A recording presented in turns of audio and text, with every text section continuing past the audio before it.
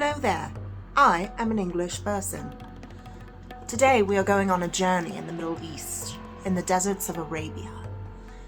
You've been traveling for days, little water, no food, and suddenly you smell cinnamon and myrrh overtake the air in a cacophony of smells.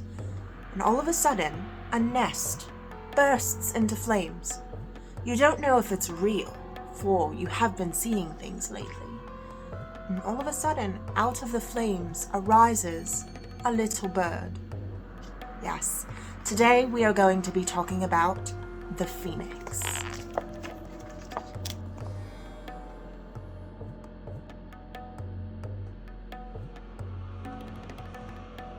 The phoenix is a bird that lived for 500 to 600 years in the Arabian desert.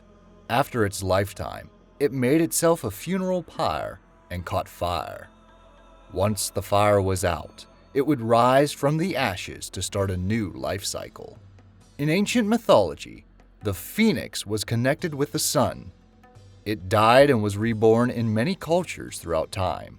It would build its own funeral pyre out of cinnamon and myrrh.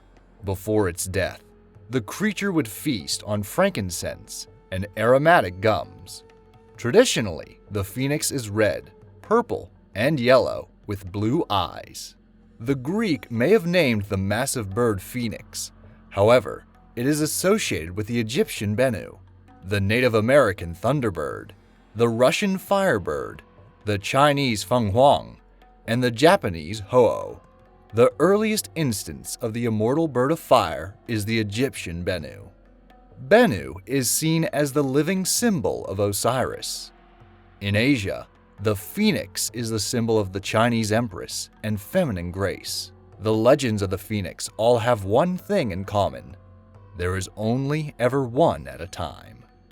The phoenix has been used as a symbol in many religions because of the idea of resurrection, eternal life, creation, and fresh beginnings. The bird was often a motif on Christian tombstones to symbolize the resurrection of Jesus. In Judaism, the phoenix is called the milham, meaning faithful and immortal bird. The bird resisted the temptations from Eve in the garden and was rewarded with immunity from death. Many armies have used the symbol of the phoenix on their armor and weaponry. By doing so, they symbolize the hopes that even if many will fall in battle, they will rise victorious. The phoenix is also used in alchemy, representing the change during chemical reactions and the progression through colors and properties of matter. More modern additions to the myth are that one cannot tell a lie when a phoenix is near, and that the tears of a phoenix have great healing powers. There are a lot of very interesting ways to utilize the phoenix in entertainment. The first in the examples given is going to be from the Harry Potter series by J.K. Rowling. In this series, Professor Dumbledore is the owner of Fawkes, a phoenix that helps the young witches and wizards when they are in need. We first see Fawkes in Chamber of Secrets, when Harry is called into Dumbledore's office for the first time. This is Fawkes' burning day, and to Harry's horror, he witnesses the bird catch fire. He later helps Harry defeat the basilisk in Chamber of Secrets, comes to Dumbledore's aid in the battle at the Ministry of Magic, and his tail feathers are the ones used in the twin wands that Harry and Voldemort use. The second example is from Ace Attorney on Nintendo DS. The main character in the first 3 games is named Phoenix. He embodies the mythical creature in a more abstract way. Phoenix is a defense attorney that typically accepts murder cases in hopes to exonerate his clients when there is a mound of evidence against them. No matter how doomed his cases may seem, he always seems to rise up and make a comeback, much like the Bird of Legends. Finally, we have another interesting interpretation in Season 6, Episode 18 of Supernatural, Frontierland. In this episode, Sam and Dean are looking for a new way to defeat their enemy. They find a tip in an old journal that mentions phoenix ashes can kill their foe, and in a separate journal of Samuel Colt, circa 1861, mentions killing a phoenix leaving nothing but a pile of ashes. So the brothers are sent back in time to the Old West, where they face off with the phoenix who is not a bird, but a person. He is executed for a crime he did not commit and rises from the dead to seek vengeance on those who did not defend him. With the touch of his hand, the victims burst into flames. Sam and Dean need to defeat this immortal man and collect his ashes to complete their mission. With such a wide array of interpretation, there is always a way to include the Phoenix in storytelling, games, or other forms of entertainment.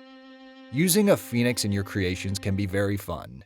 Utilizing the myths from almost any culture when it comes to the appearance of the creature, as long as it has fire. In Harry Potter, Fawkes is very true to the myths and legends of the Phoenix, being utilized as an assisting character that helps those who have true loyalty. He is a just and righteous character. In Ace Attorney, the idea is more abstract, utilizing the idea of the Phoenix rather than an actual bird. The character development is key in making the parallel between the person and the myth.